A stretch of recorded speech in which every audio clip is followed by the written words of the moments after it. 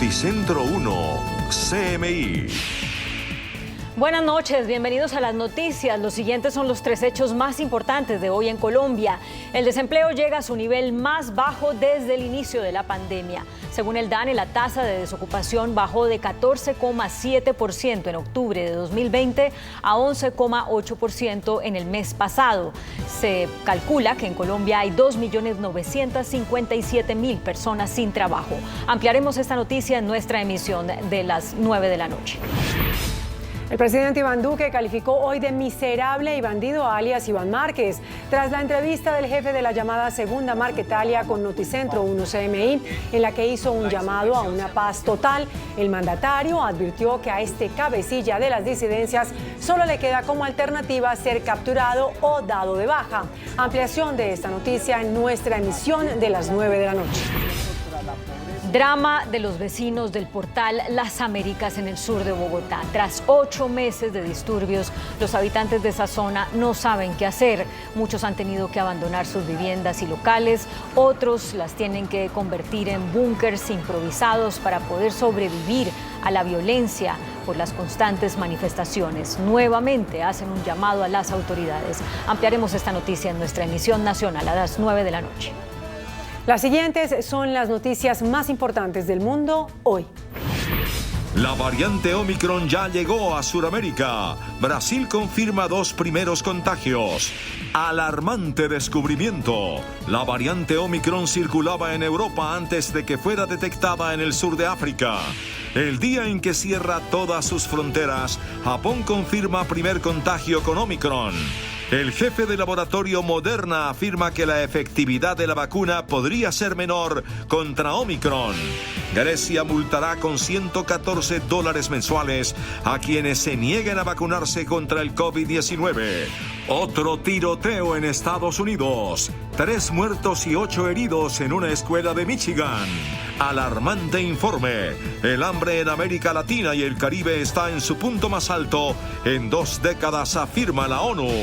En entrevistas Canal 1, el gerente de la Federación Nacional de Cafeteros entrega balance del sector. Con Claudia Palacios y Margarita Ortega. La cepa Omicron del coronavirus llegó a Sudamérica. La Agencia de Salud de Brasil, Anvisa, confirmó los 2 primeros casos de la nueva variante en su territorio. Esto convierte a Brasil en el 20º país del mundo en reportar Omicron. Las autoridades sanitarias de Brasil confirmaron que este país se convirtió en el 20º en reportar la nueva variante Omicron en el mundo, con 2 infecciones en el estado de Sao Paulo. Los 2 casos referentes a un hombre de 41 años y su esposa de 37 fueron confirmados tras la realización de pruebas de COVID-19. La pareja desembarcó en el país suramericano procedente de Sudáfrica el pasado 23 de noviembre.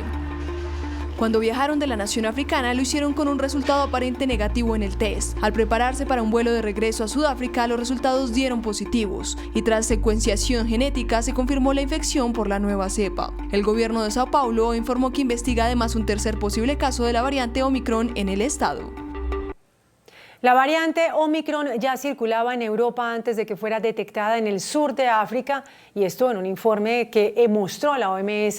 Vieron que las autoridades holandesas reconocieron que detectaron la presencia de la nueva cepa en muestras anteriores a las que se realizaron en Botsuana, donde se creía hasta hoy que se había originado la nueva mutación. El Instituto Holandés de Salud y Medio Ambiente aseguró que detectó la nueva variante del COVID-19 en pruebas realizadas en ese país el 19 y el 23 de noviembre, lo que significa que ya estaba en el territorio antes de que Sudáfrica informara sobre Omicron a la OMS el 24 de noviembre. Hasta el momento se creía que los primeros casos en Holanda eran los 14 positivos que llegaron en un vuelo de Sudáfrica el pasado viernes 26 de noviembre. Pero ahora la Autoridad Sanitaria de Países Bajos asegura que fueron 2 personas las que portaban el virus tiempo antes. Pero no está claro que hayan estado recientemente en el sur de África, por lo que están buscando posibles contactos para determinar la distribución de la variante en esa nación. Para algunos expertos en ese país, que opinan lo mismo que la OMS, no es conveniente ni útil cerrar fronteras y suspender vuelos. Por el momento, Holanda tiene 16 casos confirmados y es uno de los países con mayor número de contagiados por Omicron en la Unión Europea. El gobierno de Japón, entre tanto, anunció la detección del primer caso de contagio por la variante Omicron en una persona que llegó al país procedente de Namibia hace menos de 2 días. El caso se confirma justo cuando entró en vigor el cierre de fronteras japonesas a los extranjeros para evitar justamente la propagación de Omicron. Desde el sur de África arribó el primer contagio de la variante Omicron que se confirmó en territorio japonés y el cual encendió las alarmas del gobierno después de que sus medidas resultaron insuficientes para evitar la llegada de la nueva cepa. El paciente de 30 años sufre fiebre y se encuentra hospitalizado y aislado después de que llegó al país procedente de Namibia hace menos de 2 días. Pero mientras el gobierno destacó que la detección del contagio demuestra la eficacia de las medidas de prevención fronteriza, el primer positivo por Omicron se confirmó el mismo día en que entró en vigor el cierre de fronteras a los extranjeros ordenado por Japón para tratar de impedir la propagación de la variante en su territorio. Las vacunas actuales podrían ser ineficaces contra la variante Omicron. Así lo advirtió el presidente del laboratorio Moderna, Stefan Bancel, quien recomendó un refuerzo con unas dosis más altas para los adultos mayores y para las personas con comorbilidades, mientras se trabaja en el desarrollo de un inmunizante especialmente dirigido a esta nueva cepa.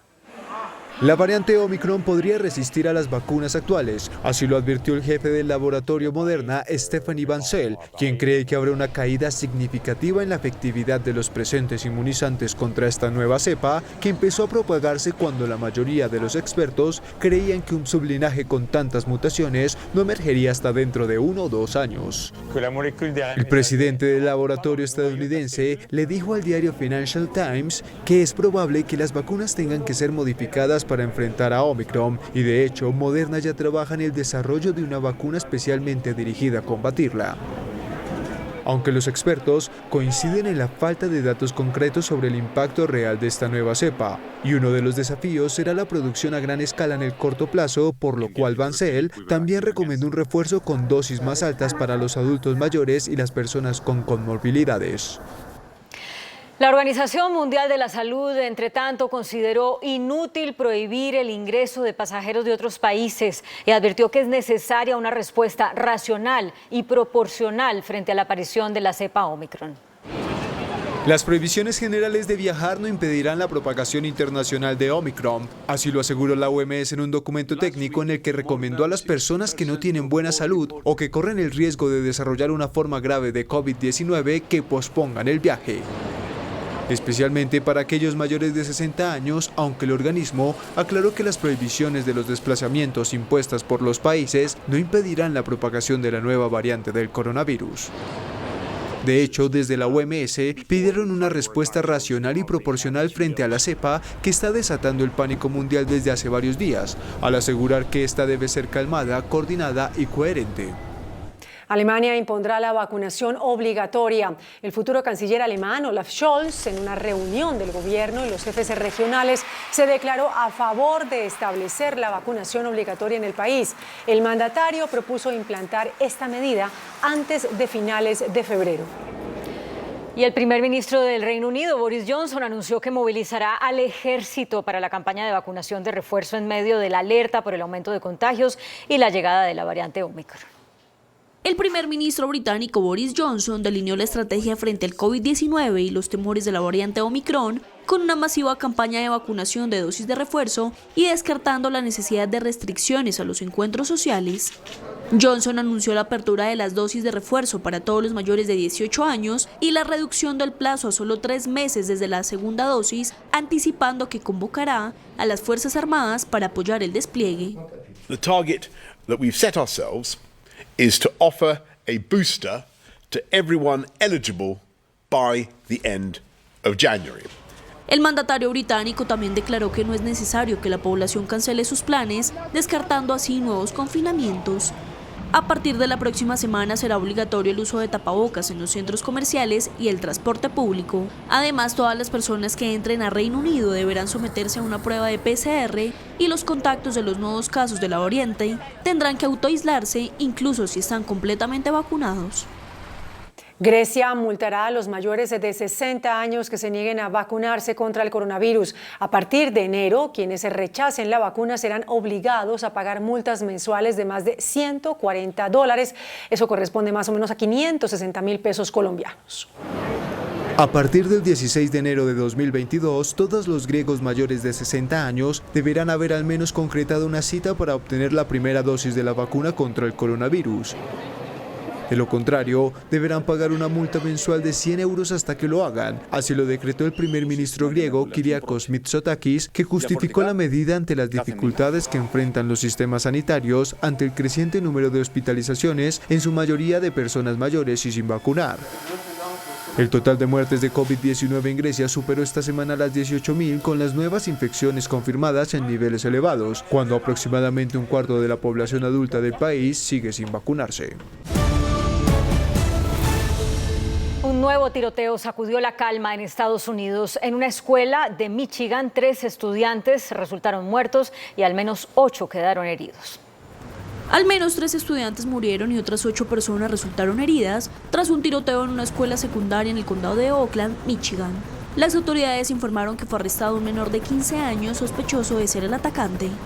La policía de Oakland informó que los 3 fallecidos eran un chico de 16 años y 2 niñas de 14 y 17. Además, 2 de los heridos serían sometidos a cirugía, mientras que los otros 6 tienen pronóstico estable. El incidente se registró cuando la policía respondió a llamados que reportaban un tiroteo en la Oxford High School poco antes de la 1 de la tarde, hora local. Al instante se movilizaron varias unidades policiales y de servicios médicos de emergencia hasta el centro educativo, que fue puesto bajo lockdown o cierre cuando se desató el tiroteo. La Reserva Federal de Estados Unidos reconoció que la inflación en esa nación norteamericana es una amenaza persistente y aseguró que está considerando la posibilidad de retirar los estímulos a la economía con mayor rapidez. El presidente de la Reserva Federal, Jerome Powell, quien por meses aseguró que el aumento de la inflación era transitoria, argumentando atascos en la cadena de suministro y la escasez de bienes y trabajadores, cambió hoy su discurso ante el Comité Bancario del Senado y aseguró que es hora de utilizar todas las herramientas disponibles para asegurarse de que una inflación más alta no se afiance. El ex jefe de gabinete de Trump, Mark Meadows, llegó a un acuerdo de cooperación con la Comisión Legislativa que investiga la toma del Congreso el 6 de enero. Meadows estaría ayudando a la Comisión Selecta de la Cámara de Representantes que investiga el ataque al Capitolio y está entregando registros y accediendo a presentarse a una entrevista, lo que podría afectar seriamente al expresidente Donald Trump. Argenis Chávez, hermano mayor del fallecido presidente de Venezuela, Hugo Chávez, renunció a la gobernación de Barinas y a sus intenciones de reelegirse después de que el Tribunal Supremo de Justicia ordenó repetir los comicios en ese bastión chavista, donde la oposición reclamó el triunfo. El TSJ, controlado por el chavismo, ordenó repetir las elecciones para gobernador en Barinas, estado natal del fallecido expresidente Hugo Chávez y única región sin resultados tras las elecciones del 21 de noviembre en Venezuela. Aunque estas se repetirán el próximo 9 de enero sin el principal candidato opositor, quien es Freddy Superlano y lideraba la carrera para convertirse en el nuevo gobernador de este territorio que ha sido un bastión del clan Chávez desde 1998. Incluso Superlano competía contra Argenis Chávez, hermano del exmandatario y actual gobernador, y aunque el tribunal oficialista reconoció su ventaja, alegó que fue inhabilitado en agosto pasado por la Contraloría debido a acusaciones de corrupción. Pero sorpresivamente Chávez anunció que no volverá a ser candidato y también renunció a la gobernación por el mes que le queda. El político afirmó que dejará que la dirección nacional del Partido Socialista Unido de Venezuela decida quién lo reemplazará. Según un nuevo informe de Naciones Unidas, el hambre en América Latina y el Caribe está en su punto más alto en 20 años. En 2020 padecieron hambre 30% más personas que el año anterior. El reporte señala que en tan solo un año el número de personas que viven con hambre en la región aumentó en 13,8 millones, lo que alcanzó un total de 59,7 millones de personas. La prevalencia del hambre en América Latina y el Caribe se sitúa actualmente en 9,1%, la más alta de los últimos 20 años.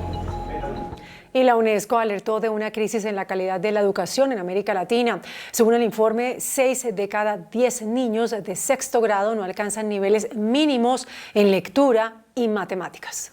América Latina y el Caribe enfrentan una crisis en materia educativa con sus estudiantes estancados en el aprendizaje desde 2013 y sin lograr en un gran porcentaje las competencias mínimas fundamentales en lectura y matemáticas. Así lo reveló la UNESCO, que contempla a estos 16 países de la región: Argentina, Brasil, Colombia, Cuba, Costa Rica, Ecuador, El Salvador, Guatemala, Honduras, México, Nicaragua, Panamá, Paraguay, Perú, República Dominicana y Uruguay. En materia de lectura del tercer grado de escolaridad, en promedio el 44,3% de los estudiantes se sitúa en el nivel más bajo de desempeño, y en matemáticas lo hizo el 47,7%. En sexto grado, en tanto, alcanzaron el nivel de más bajo desempeño solo el 23,3% en lectura, el 49,2% en matemáticas y el 37,7% en ciencias. Un tribunal de Estados Unidos dictó una condena a 36 meses de prisión contra Emma Coronel Aispuro, la esposa de Joaquín El Chapo Guzmán, el convicto líder del cartel de Sinaloa. La resolución emitida en un tribunal de Washington se produjo luego de que Coronel, de 32 años, se declarara culpable en junio pasado de conspiración para traficar drogas, blanquear dinero y de participar en tratos financieros con el cartel de Sinaloa. Además de pasar 3 años en prisión, Coronel deberá estar bajo libertad supervisada otros 4 años más.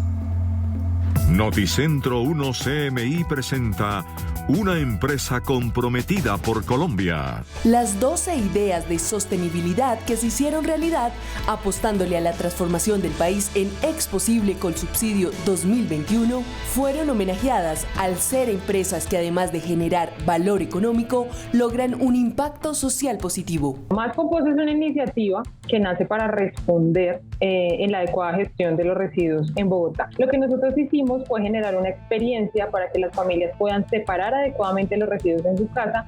Nosotros pasamos a recogerlo para así lograr transformarlo en abono natural. Pues el reconocimiento que nos ha dado Exposible fue reconociendo eso, fue acompañando el proceso en toda la creación de una estrategia digital. Securitas es una empresa de seguridad y vigilancia privada que se enfoca en la prestación de servicios de seguridad especializada. Programas o proyectos como Exposible lo que permite es reconocer una labor como la que venimos haciendo, pero además de eso abre espacios para que otros empresarios conozcan cómo funcionan estos programas y pues la verdad se animen a generar empleo inclusivo a personas con discapacidad. La Fundación Cardioinfantil nació hace 48 años, en 1973, con la idea de generar más oportunidades de acceso a los servicios de salud, sobre todo de los niños con problemas del corazón. Entonces, a través de ese programa social, Regale una Vida, lo que se busca cumplir es que se atienda a estos niños de escasos recursos. Esta iniciativa de Exposible construye también una red de compañías que están haciendo un trabajo socialmente responsable y un objetivo que al final la sumatoria de todas estas sin duda genera un país muy diferente. Desde la concepción de Exposible, Colsubsidio ha logrado consolidar una comunidad empresarial que a la fecha cuenta con más de 1.400 empresas registradas.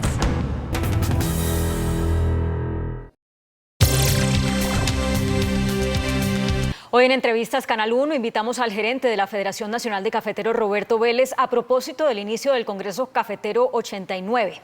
Señor Roberto Vélez, buenas noches. Claudia, buenas noches. Un cordial saludo para usted y todos los televidentes. Muchas gracias. Bueno, están alineados los astros con la devaluación del peso y las heladas en Brasil para que este comienzo de los 90 años del café colombiano sea de mucha celebración. Precio del café a más de 2 millones de pesos la carga de 125 kilogramos y un aumento del 23% en el valor de la cosecha respecto a 2020. ¿Por cuánto tiempo podrán gozar los cafeteros de estos precios?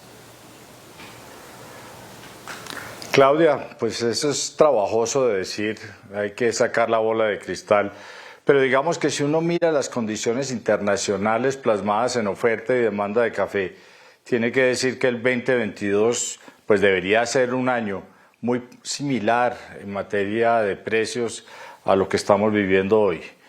Los embarques de Brasil van a ser mucho más pequeños de lo que fueron en el año anterior y la industria va a empezar a sentir que tiene que echar mano de sus inventarios hoy para poder hacer de su actividad una actividad normal.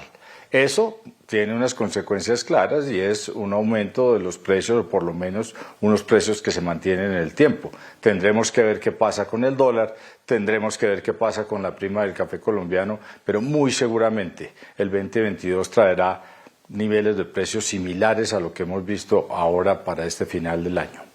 Ya vamos a hablar de eso de los inventarios, pero antes, yo sé que usted dijo en su discurso inaugural que esto no se puede llamar una bonanza porque los cafeteros están aprovechando los ingresos extra para ponerse al día con viejas deudas. Eso quiere decir que cuando el precio baje en el 2023 o cuando sea, ¿volverá la historia de que el sector cafetero pedirá subsidios al gobierno nacional?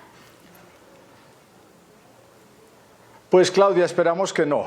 Yo sí creo que hemos venido montando una estrategia internacional para que la industria como un todo entienda que se trata de una misma cadena de la que hacemos parte todos aquellos que participamos en el mundo del café. Que claro, el eslabón más débil es el productor, pero lo que le pase al productor le sucede a toda la industria y eso es lo que estamos viviendo con Brasil. Así las cosas. Nosotros sí creemos que hemos podido desvincular el café colombiano de aquello que es lo llamado el commodity o el café vulgar que se transa en la bolsa de Nueva York. Hoy Colombia se puede dar lo que yo creería que es un gusto y un lujo, el café colombiano, y es pedir un precio que por lo menos le permita al cafetero prosperar en el tiempo.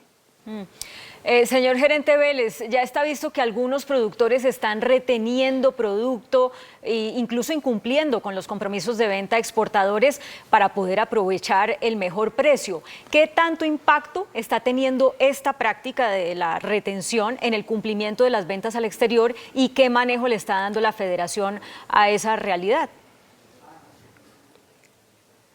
A ver, Claudio, usted lo dice correctamente.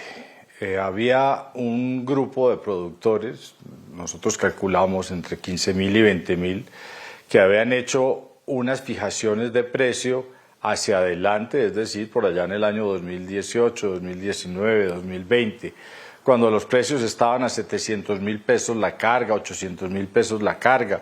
Por aquello del subir y bajar del mercado vieron una oportunidad cuando el precio del café estuvo a niveles de 1.200.000 y 1.300.000 y vendieron parte de su cosecha. Hoy, al momento de entregar ese café, pues están viendo en los tableros de las cooperativas y de los compradores precios de 2.200.000 pesos.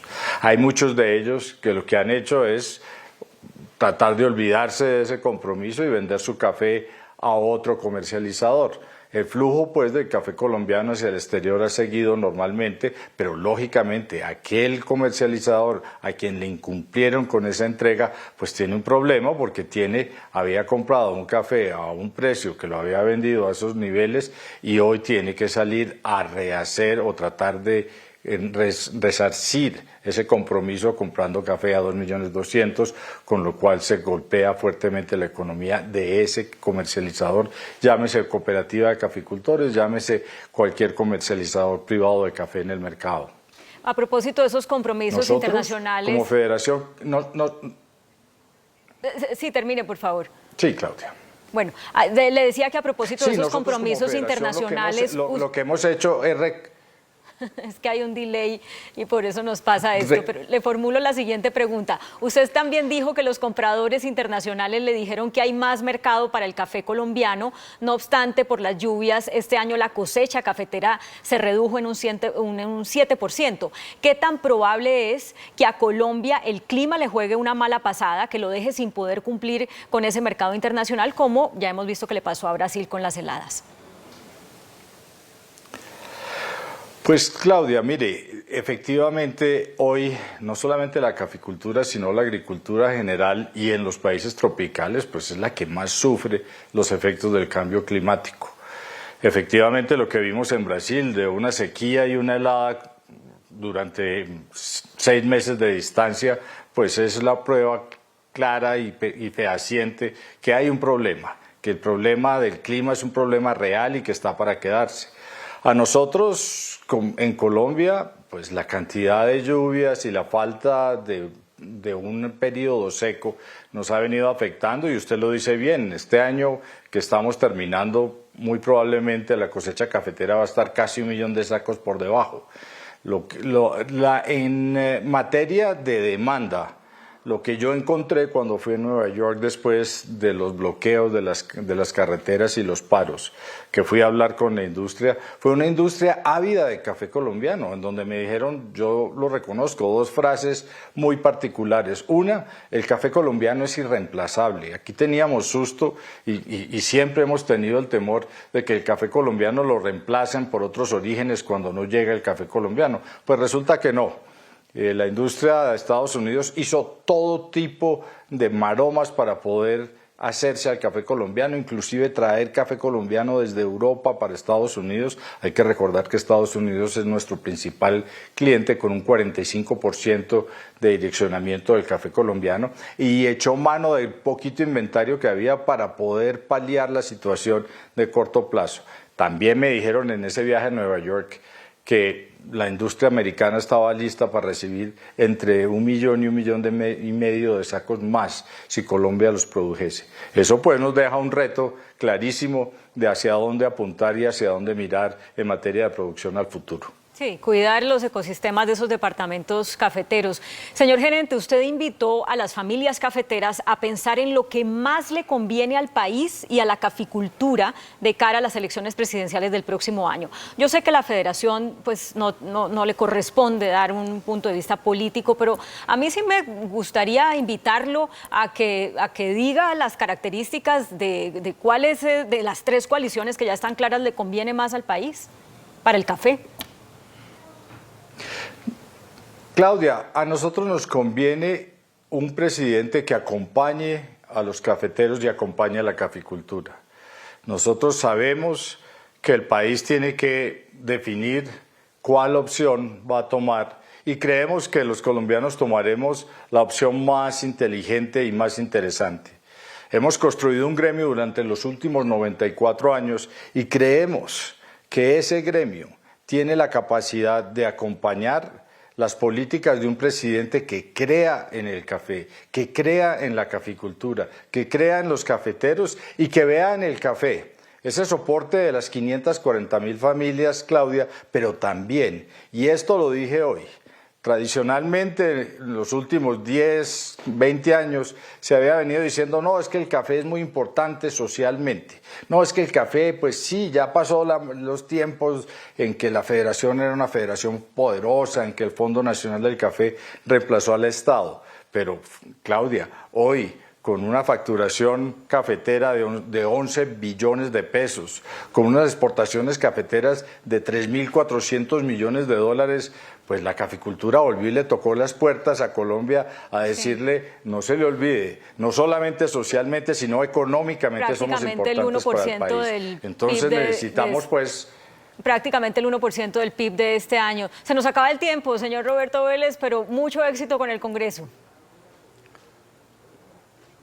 Gracias, Claudia, un abrazo bien grande y aquí seguirá este gremio dándole la pelea a Colombia para sacarla adelante. Muchas gracias. Seguimos con más Noticentro 1 CMI.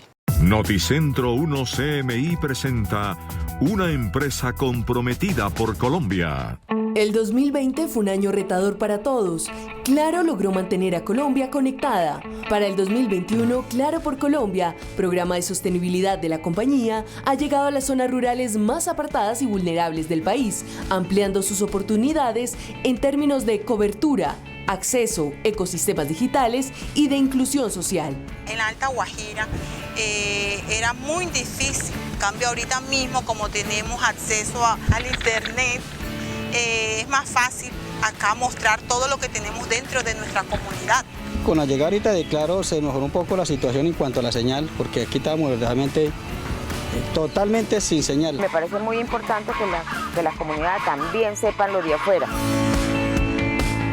En materia de acceso con escuelas conectadas, entregaron internet fijo sin costo, facilitando sus procesos de regreso a clases y beneficiando a más de 1.000 estudiantes, educadores y directivos. Nosotros instalamos el equipamiento y dejamos el internet conectado de manera permanente. Nos permite responder al propósito de la compañía, es permitir que los niños puedan estudiar, puedan avanzar, puedan acceder al mundo. Nos dieron internet 4G porque antes no teníamos internet, sino que teníamos un internet muy bajito. En cuanto a ecosistemas digitales y de inclusión social, más de 1.614 personas acceden a un empleo formal, por lo cual Claro recibió por parte de la ANDI y su fundación el sello de empresa incluyente. Claro seguirá con su programa porque entiende que conectar a Colombia es conectar los sueños de miles de niños y niñas en todo el país. Claro por Colombia, tecnología que transforma vidas.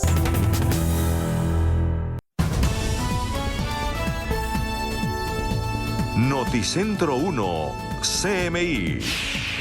Desempleo cae a su nivel más bajo desde que arrancó la pandemia. Número de desocupados está por debajo de los 3 millones. Se han recuperado 854.000 empleos. Banco Mundial advierte que Colombia tiene la mayor tasa de desempleo de América Latina. Presidente Duque califica de miserable a Iván Márquez. La única alternativa es la captura o darlo de baja, dice. Cargos al ex embajador Fernando San Clemente por encubrimiento en el caso de Narcofinca. Disturbios en Portal Américas provocan masivo desplazamiento de vecinos. Carnet de vacunación obligatorio para mayores de 12 en restaurantes y sitios de ocio. 18 billones de pesos en riesgo por obras inconclusas en Bogotá. Sergio Fajardo arremete contra el Contralor y acude a Comisión de Derechos Humanos por fallo de Hidroituango. Excontralores respaldan trabajo de Contralor Felipe Córdoba. Sorpresiva oferta del Grupo Gilinski. Lanza oferta de compra por el Grupo Sura. Lo peor de la crisis económica ya pasó, advierte gerente del Banco de la República. Con Claudia Palacios y Margarita Ortega. Iniciamos nuestra segunda hora de noticias. El desempleo en Colombia cayó a su nivel más bajo desde el inicio de la crisis desatada por la pandemia. La tasa nacional de desocupación en octubre fue de 11,8%. El número de desempleados cayó por debajo de los 3 millones. Según las cifras del DANE, en los últimos meses el desempleo ha venido disminuyendo. Desde mayo, cuando se alcanzaba una tasa de 15,6%, las cifras fueron cayendo hasta que finalmente en octubre se reportó la tasa más baja de este periodo con 11,8% de tasa de desocupación. ¿Eso qué quiere decir? Que la economía se está reactivando con dinamismo y está recuperando empleo. Mientras en octubre del 2020 en el país se contabilizaban más de 3.600.000 personas sin trabajo, en octubre de este año la cifra bajó a 2.957.000 personas desempleadas. Seguimos con este optimismo moderado, rompiendo las tasas de desempleo. Empezamos a notar resultados muy contundentes. Sin embargo, el DANE también midió la inactividad, que en octubre del 2020 contabilizaba a más de 15 millones de personas, mientras que en octubre de este año esa cifra subió a 15.419.000 personas catalogadas como inactivas, entre ellas muchas que se cansaron de buscar trabajo. Por ciudades, Quibdó, Ibagué, Florencia, Riohacha y Valledupar registran las tasas de desocupación más altas, mientras que Bucaramanga, Barranquilla y Cartagena tienen la menor tasa de desocupación. Como veíamos, Quibdó aparece como la ciudad con el desempleo más alto y Cartagena como la ciudad con la menor tasa de desocupación. Son varios los factores que mantienen a la capital del departamento del Chocó en el primer lugar a nivel nacional en el índice de desempleo con una tasa del 20,3%, superando a ciudades como Florencia, Riohacha, entre otras. En Quibdó hace falta una política pública realmente para generar empleo y salir de esa cifra. Porque uno mira que hay una secretaría, pero una secretaría que no tiene herramientas, no tiene presupuesto. Son pocas las oportunidades de empleabilidad en este municipio. Esto debido a la falta de empresas privadas que puedan generar nuevos puestos de trabajo. La inseguridad que se vive en Quibdó obliga a que comerciantes, emprendedores y pequeñas empresas cierren sus negocios dejando a cientos de personas sin empleo. Cartagena es la ciudad que registra la tasa de desempleo más baja del país según las últimas cifras entregadas por el DANE con el 9.1%. Según la Secretaría de Hacienda, lo anterior se debe a que la ciudad está reactivada en su totalidad. Ya tenemos abierto alojamientos, servicios de entretenimiento, el sector turismo está totalmente activo. Entre tanto, la informalidad laboral aún continúa siendo alta en la ciudad y corresponde al 56,9%. A pesar del buen dato entregado por el DANE, la realidad también es que Colombia aparece como el país con la mayor tasa de desempleo en América Latina después de Haití, según el Banco Mundial. Según un estudio conjunto del Banco Mundial y el Programa de la ONU para el Desarrollo, Colombia es el país con la mayor tasa de desempleo en Latinoamérica. A nivel región, el informe evidencia que cerca de la mitad de los hogares no ha podido recuperar el nivel de ingresos habitual antes de la pandemia, más allá del apoyo de los gobiernos para solventar la crisis. Según el informe, Colombia y Brasil exhiben las brechas más grandes en comparación con los niveles prepandémicos, con la relación empleo-población de cada uno 17 puntos porcentuales más baja. Además, después de Haití, Colombia presenta la tasa más alta de pérdida de empleo, del 36%, con aproximadamente la mitad de los adultos en edad productiva habiendo abandonado la fuerza laboral. Las más afectadas en la región por la pérdida del empleo fueron las mujeres con un 39% en comparación con los hombres con un 18%. Por su parte, el ministro de Hacienda, José Manuel Restrepo, anunció una billonaria inversión para que el país genere 2 millones de empleos. El gobierno se fijó como meta antes de culminar su administración la implementación de la ley de inversión, eficiencia en el gasto y herramientas para un mejor desarrollo del sistema financiero. De esta manera se trabaja en mayores ingresos que garanticen una mayor reducción del déficit fiscal, el cual estará por debajo de 8.6% previsto inicialmente. Se tendrá que optimizar la inversión en 130 billones de pesos para generar al menos 2 millones de empleos de forma permanente. Crece el consumo y los días sin IVA son aportes importantes para la economía a través de las transacciones financieras. La dinámica productiva de un día sin IVA activa otras fuentes de ingresos, activa impuestos, por ejemplo, de transacciones financieras, activa mejoras en el recaudo en impuestos aduaneros, activa también en general mejoras en retenciones. El pronunciamiento fue hecho durante la asamblea de ANIF. El presidente Iván Duque calificó de miserable bandido a alias Iván Márquez y advirtió que a este cabecilla de las disidencias solo le queda como alternativa la captura o ser dado de baja. El presidente Iván Duque respondió hoy a alias Iván Márquez, quien en una entrevista a Noticentro 1 CMI dijo que proponía una paz integral. Iván Márquez es un bandido, Carlos, es un delincuente, es un terrorista, es un narcoterrorista. Y ese bandido, ese miserable sale a hablar ahora de paz total. Como se lo pusimos hoy, la paz total para bandidos como él, eso capturarlos o darlos de baja. Y él solamente le espera el mismo destino de su homólogo Otoniel. El mandatario nacional también dijo que recibe con respeto la decisión de Estados Unidos de excluir a las FARC de la lista de grupos terroristas. Y por supuesto, del lado nuestro, nosotros con esta información que nos ha dado Estados Unidos, pues la entendemos, la respetamos, hubiéramos preferido de pronto otra decisión, y como lo ha hecho Estados Unidos, que me parece que es un mensaje que le da tranquilidad, los que tienen procesos en sus cortes judiciales, los procesos siguen, los llamados en la justicia de Estados Unidos siguen y no se les otorgará visas. El gobierno y las Fuerzas Armadas y de Policía seguirán con contundencia actuando contra las organizaciones criminales, advirtió el presidente Duque. Estados Unidos oficializó la exclusión de las FARC de la lista de terroristas internacionales. Sin embargo, la vicepresidenta Marta Lucía Ramírez advirtió que los crímenes cometidos por los antiguos jefes guerrilleros no se pueden borrar.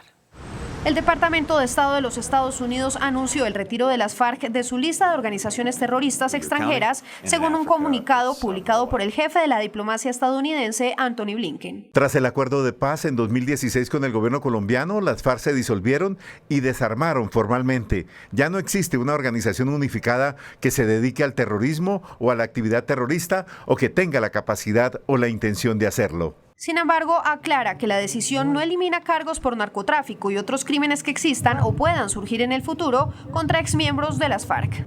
Al respecto, la vicepresidenta y canciller Marta Lucía Ramírez. Hicieron parte de un grupo terroristas y eso nos acompañará hasta el último día de sus vidas. La decisión de retirar a las FARC del listado en el que se encontraban desde 1997 es importante por el mensaje político, pero también porque Estados Unidos podrá destinar recursos a la implementación del acuerdo de paz, hecho que hasta ahora se consideraba como apoyo material a una organización terrorista. Y a su vez, a nivel político, nos quita restricciones para podernos mover a nivel internacional y eso favorece la reincorporación política del Partido Común, de sus dirigentes, de sus militantes. Estados Unidos también anunció la inclusión en estas listas negras de la nueva Marquetalia, disidencias de las antiguas FARC. La Fiscalía acusará al ex embajador de Colombia en Uruguay, Fernando San Clemente, por ocultar pruebas en el caso de la llamada narcofinca. La Fiscalía anunció imputación de cargos al ex embajador de Colombia en Uruguay, Fernando San Clemente, por presunta destrucción y ocultamiento de pruebas en el caso de la denominada narcofinca. San Clemente ha negado tener conocimiento o relación alguna con los laboratorios de coca que fueron encontrados en su finca Aras de San Fernando, ubicada en el municipio de Huasca, en Cundinamarca. Sin embargo, hay testimonios que lo involucran de manera directa, como el de Laureano Martínez y Gustavo Bejarano, mayordomos de la finca, y quienes negociaron con la Fiscalía para recibir rebajas de pena a cambio de contar todo lo que saben. La audiencia de imputación de cargos en contra del ex embajador se llevará a cabo el próximo 13 de diciembre. Un verdadero drama enfrentan 370 niños de la comunidad embera que acampa en el Parque Nacional. Los pequeños sobreviven en medio de las bajas temperaturas y la escasez de alimentos. El grito que brota de este campamento indígena es uno: estamos solos. Llegaron huyendo de la violencia que azota sus territorios. De allí salieron a bala, llegaron a la oscura Bogotá y desde entonces cada noche que pasan en el Parque Nacional es un desafío contra el frío y el hambre. Un niño tiene hambre y él por la noche tiene mucho frío porque nosotros está durmiendo sin campi y no tiene cobija. Por eso la niña, por eso llora por la noche por la frío y por la hambre. Así, en medio del abandono y la lucha contra el hambre, murió el bebé Yonkin. Sus padres, en su escaso castellano, tratan de relatar lo que pasó con su pequeño.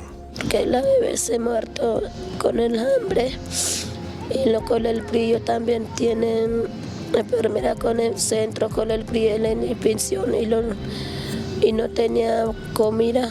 No tengo comidas, aguas, no tengo comidas. Los más de 370 niños menores de 5 años son las principales víctimas de una situación que pasa indolente ante los ojos de todos. Él no le da el pañal, va bebé, necesito pañales, sin quiero pañal en la noche. Se aguanta frío, está lloviendo, está cobija, está mojado todo. En medio de estas indignas condiciones, 12 niños han nacido. Solo ayer, otros 8 tuvieron que ser trasladados por problemas de salud. Aumenta el drama de los vecinos en el Portal Américas, en el sur de Bogotá. Los disturbios permanentes han obligado a poner en venta y en arriendo los apartamentos. Advierten que hay desplazamiento urbano. Desde el Consejo piden militarizar la zona. Casas convertidas en búnkers, vidrios rotos, avisos de se vende, locales e inmuebles vacíos. Estas imágenes describen el impacto de 8 meses de disturbios en inmediaciones del Portal Américas. No hay sosiego, no hay sueño, no hay nada. Nos tienen de todas maneras nosotros jodidos. Los vecinos están desesperados. Algunos han optado incluso por vender o arrendar sus apartamentos. En mi torre ya se fueron como de 6 apartamentos, han desocupado. Y esto hace que haya desplazamiento.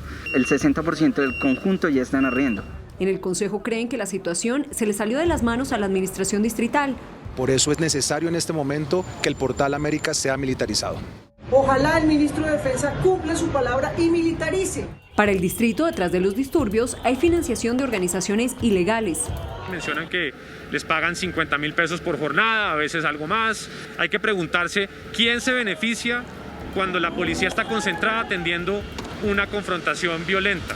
Incluso la policía ha detectado participación de algunos vecinos en los ataques a la fuerza pública.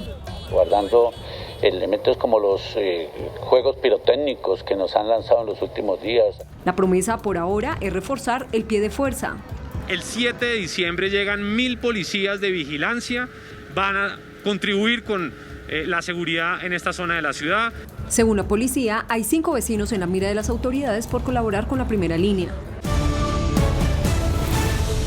Por orden del Ministerio de Salud, se exigirá carnet de vacunación a personas menores de 12 años de edad para ingresar a eventos de ocio y a restaurantes.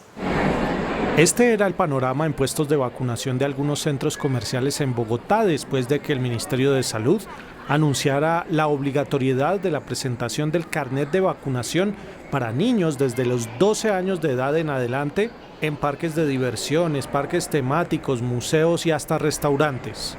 Nadie está seguro hasta que todos estemos seguros. Las bajas coberturas de vacunación son el caldo de cultivo para la generación de estas nuevas variantes que tienen la potencialidad de comportarse epidemiológicamente distinto. El Ministerio de Salud también reveló el ranking de vacunación que encabeza Emiratos Árabes con un 98% de la población vacunada. Le siguen Singapur, Cuba, Portugal y Chile. Colombia aparece en el puesto 17 con 71% de la población con una dosis. En las últimas 24 horas, Colombia reportó un nuevo aumento en las muertes y los contagios por COVID-19.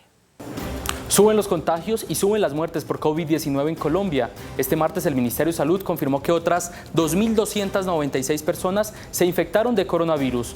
Los casos activos también subieron a 13.890.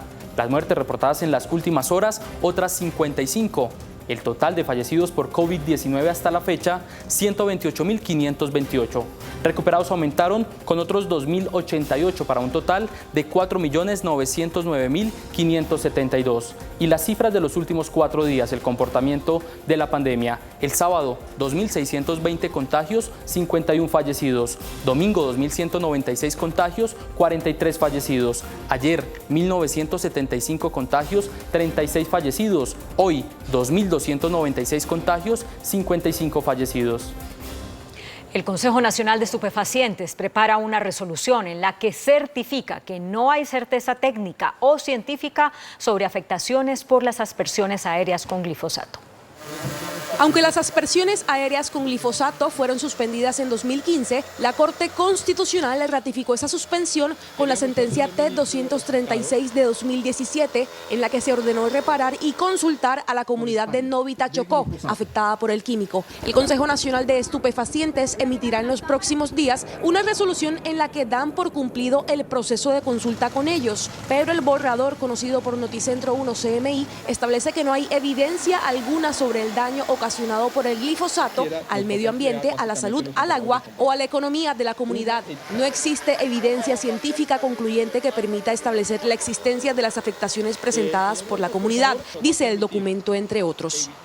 Esta resolución que saldrá no ordena per se la reanudación de las aspersiones con glifosato, pero se entiende como un paso más hacia ese camino promovido por el actual gobierno. Por lo menos 18 billones de pesos están en riesgo por el retraso en la ejecución de obras que hoy están inconclusas. Así lo advirtió el Contralor de Bogotá, Andrés Castro. 18 billones de pesos, mucho más que lo que vale la primera línea del metro, es el valor de 53 obras que presentan retrasos en Bogotá. La unidad deportiva El Salitre, la alcaldía de Teusaquillo, el centro día Campo Verde. Además de seguirle la pista a los elefantes blancos, el ente de control abrió 584 procesos de responsabilidad fiscal y profirió 114 imputaciones que superan los 57.000 millones de pesos. Los hallazgos de mayor impacto están en los sectores de servicios públicos y en el sector de movilidad. Estas cifras fueron entregadas al término de la rendición de cuentas. El precandidato presidencial Sergio Fajardo arremetió contra el contralor Felipe Córdoba por el fallo de Hidroituango que lo involucra y pidió medidas cautelares a la Comisión Interamericana de Derechos Humanos. No voy a renunciar, no hay garantías y la Comisión Interamericana de Derechos Humanos es una garantía que está establecida para proteger los derechos de la persona. Una entidad administrativa no puede inhabilitarme y vulnerarme mis derechos políticos. Arremetió contra el contralor, dijo que el funcionario es una ficha política. No puedo seguir moderado frente a algo tan descarado. Es infame ser señalado por un fiscal que cree que hubiera podido predecir la volatilidad del precio del dólar, por un contralor que lleva años tratando de condenarme de cualquier manera. Sé muy bien a quienes me enfrento en esta desigual, pero no hay alternativa. En esta lucha desigual, perdón. Fajardo insistió en que la decisión de la Contraloría hace parte de un plan en su contra que viene desde 2016. Existe un plan para joder a Fajardo, y de hecho para Fajardo y Petro, desde ese momento. Ya ha enfrentado durante 22 años más de 200 investigaciones. Fajardo dijo que sus compañeros de la coalición Centro Esperanza lo apoyan y que esto no tiene por qué afectar el trabajo que adelantan para el 2022. Por su parte, los excontralores Edgardo Maya, Sandra Morelli y Julio César Turbay Quintero respaldaron el trabajo de Felipe Córdoba al frente de la Contraloría.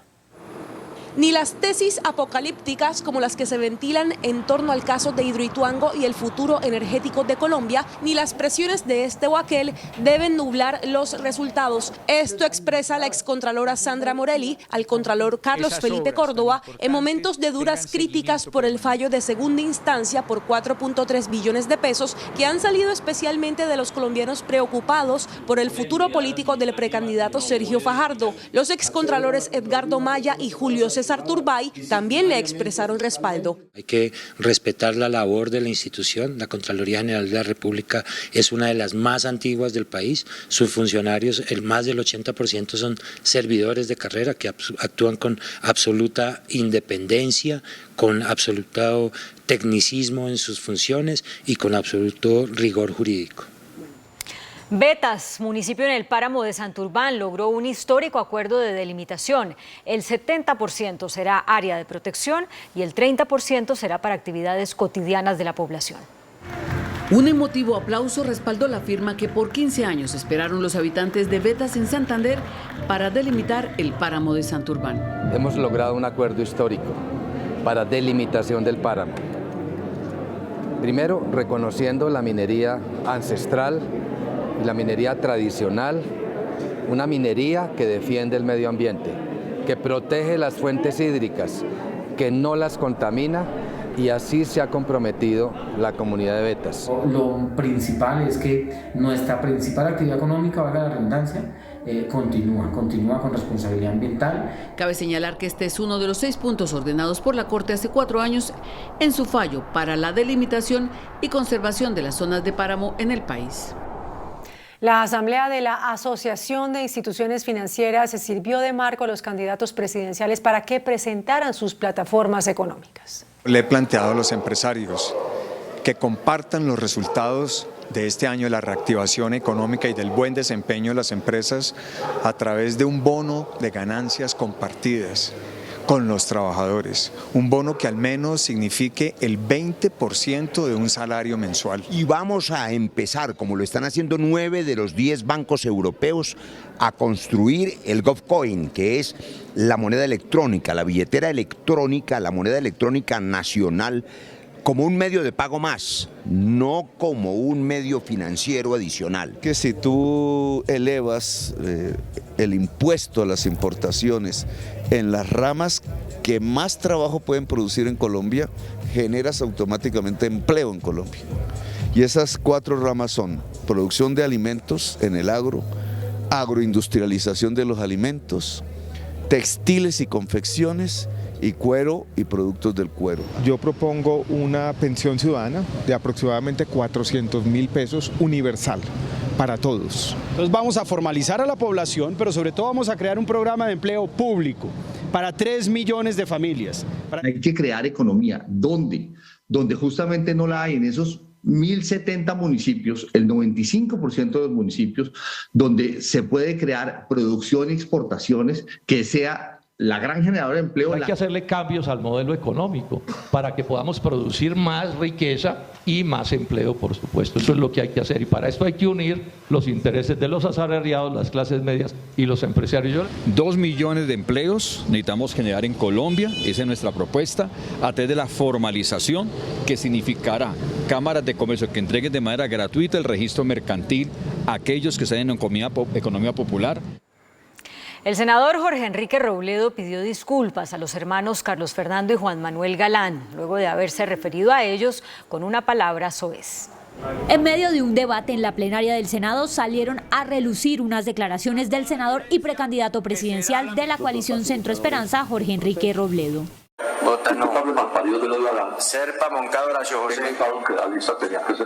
De inmediato el congresista pidió excusas por Twitter. Lamento que una charla privada y de tono coloquial se haya vuelto pública, con lo que inmerecidamente maltraté a Juan Manuel Galán y a Carlos Fernando Galán, a quienes les presento excusas. Espero que este incidente no deteriore las cordiales relaciones políticas que hemos construido. Las disculpas fueron recibidas. Fresco, senador Robledo. ¿A quién no se le ha salido un madrazo? Siempre adelante. Esta noche el grupo Gilinski lanzó una oferta para la adquisición de acciones del grupo Sura, uno de los mayores conglomerados del país.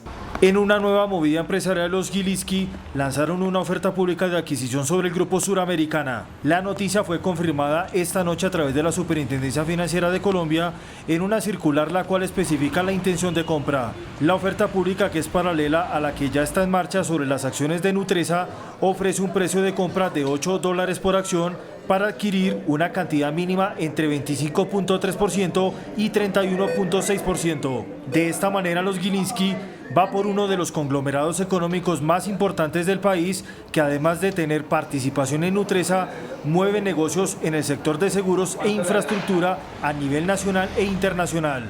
Se esperan las condiciones de esta nueva OPA, la cual tendrá que ser anunciada por el propio grupo Suramericana. El gerente del Banco de la República, Leonardo Villar, afirmó que lo peor de la crisis económica provocada por la pandemia ya pasó y destacó la solidez del sistema financiero. Para el gerente del emisor Leonardo Villar, el peor momento de la economía ya pasó y se debe trabajar para consolidar la reactivación de la economía colombiana. Las cifras en la mayoría de los sectores ya están en niveles de 2019.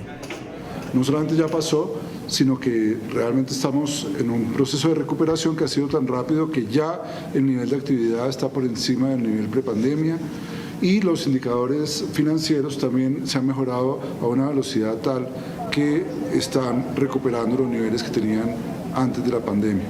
El directivo resaltó la solidez del sistema financiero, que viene recuperando sus niveles de cartera. Los niveles de desembolsos de crédito son rápidos. En un momento dado tuvimos un retroceso en los créditos comerciales para empresas más pequeñas, pero esas empresas pequeñas están empezando a recibir flujos de crédito mucho más grandes de los que estaban recibiendo en la fase anterior de la crisis. Según la Superintendencia Financiera, la cartera de crédito está en niveles de 553 billones de pesos, de los cuales 91,6% está en condiciones normales. El índice de capitalización de la bolsa, que mide el comportamiento de las 20 principales acciones, cerró al alza. El índice selectivo MSCI Colcap de la Bolsa de Valores de Colombia subió 1,96% a 1.373 puntos.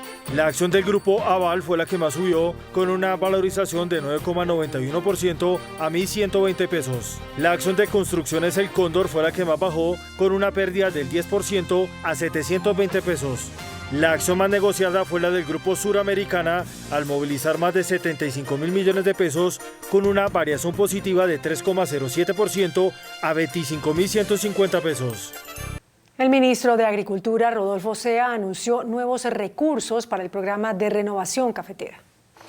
El Congreso Cafetero fue el escenario de respaldo a 500.000 familias del sector. Los precios históricos en el mercado interno, hoy en 2.110.000 pesos la carga, invitan a los productores a invertir en sus fincas, como por ejemplo la renovación, donde el gobierno será aportante. Dar señales desde el gobierno nacional en poder impulsar esa renovación y poder aportar algunos de los recursos que se necesitan. El valor de la cosecha estará por encima de los 12 billones de pesos este año, y de permanecer el precio llegaría a los 15 billones en 2022. 23% más que en el 2020, lo que contribuye al crecimiento económico del país. La producción está en niveles de los 13.2 millones de sacos. Y el dólar cerró a la baja. Indicadores económicos en Noticentro 1 CMI. La tasa representativa del mercado que regirá para mañana miércoles será de 4.004 pesos con 54 centavos. Los profesionales del cambio compran la divisa en promedio entre 1.810 pesos y la venden entre 1.860 pesos. Un euro cuesta 4.529 pesos con 50 centavos. La libra de café en Nueva York se cotizó a $2 con 33 centavos. El azúcar se transó en 18,55 centavos de dólar la libra. El barril de petróleo WTI se cotizó en $66 con 80 centavos. La referencia Brent para Colombia se cotizó en $69 con 90 centavos. Una acción de Ecopetrol cuesta 2.600 pesos. Noticentro 1 CMI presenta una empresa comprometida por Colombia. Según un estudio realizado este año por la firma de datos Kantar, en el país solo 1 de cada 10 colombianos ahorra. En esta época, muchos colombianos recibirán su prima y otras sumas de dinero importantes que merecen una buena planeación. Juan Pablo Nader, gerente nacional de pensiones voluntarias de Porvenir, habla de la importancia del ahorro y las iniciativas que adelanta el fondo para acompañar a los colombianos en este propósito. Hagamos una revisión muy juiciosa de si hay un espacio adicional para guardar un pedacito de esa prima y ahorrar por un sentido de vida o con un propósito de vida que pueda terminar finalmente llevándonos a cumplir un sueño. A la hora de ahorrar e invertir los recursos, los expertos recomiendan siempre mantener una visión de largo plazo, no bajo una perspectiva de rentabilidad inmediata. Que Pensiones Voluntarias es un vehículo óptimo para ese ahorro, es un vehículo que, entre otras cosas, cada vez avanza más en la posibilidad de hacer más fácil esa afiliación. Hoy por hoy tenemos a Tu Ahorro es Porvenir como un medio de afiliación 100% digital. Una vez están dentro de la plataforma y una vez están dentro del mundo de pensiones voluntarias, las posibilidades son muchísimas. Contamos con más de 50 alternativas de inversión ajustadas a un perfil de riesgo y, lo más importante, a un horizonte de inversión que a su vez tiene relación con ese objetivo de ahorro. Terminará exponiéndolos a los mercados que más convenientemente se ajusten a ese perfil y de alguna manera u otra, en el mediano y en el largo plazo, comiencen a aportar una serie de rendimientos para lograr que estos ahorritos se vuelvan en un capital mucho mayor. Atención, hay una noticia al cierre. Esta noche la Universidad Distrital Francisco José de Caldas eligió a Giovanni Tarazona como nuevo rector, en reemplazo de Ricardo García, quien estuvo desde el 2017 frente a esa institución.